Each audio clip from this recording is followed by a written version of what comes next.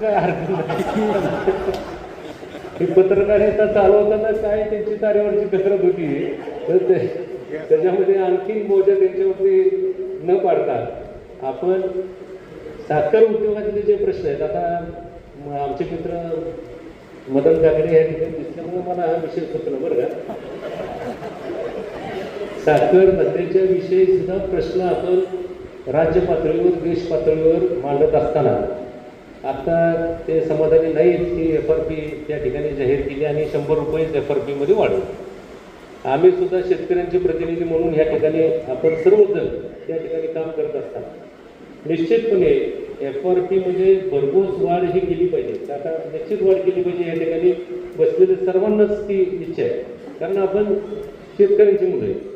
परंतु FRP मध्ये वाढ करत असताना जी MSP आहे, मिनिमम सपोर्ट प्राईस जी साखरेची आहे ती 3100 रुपये आहे आणि ही गेली 19-20 पासून म्हणजे गेली 7-8 वर्ष ह्या MSP मध्ये वाढ झालेली सुद्धा त्या तुलनेने किमती मिळाल्या पाहिजेत. त्याची सुद्धा MSP ही वाढली गेली पाहिजे तरच कारखान्यांना FRP देणं हे शक्य होणार.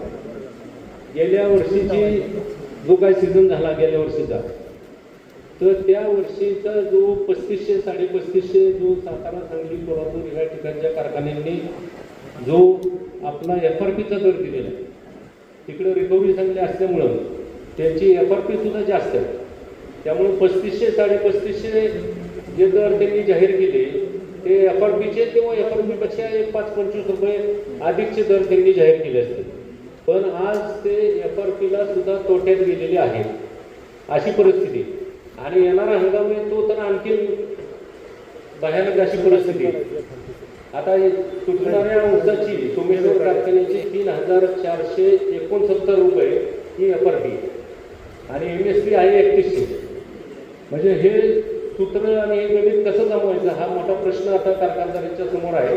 तर हा आपल्याला सर्वांना मिळून या सर्व गोष्टींना आपल्याला सामोरे जावं लागणार आहे, कारण हा व्यवसाय हा आपला मूळ व्यवसाय असल्यामुळं ह्यामध्ये कुठलंही राजकारण न करता एक शेतकरी हा धर्म मानून आपण सर्वांनी पुढे जावं लागणार आहे. हे मला या निमित्तानं आवर्जून सांगायचं, कारण पत्रकार या ठिकाणी उपस्थित आहेत.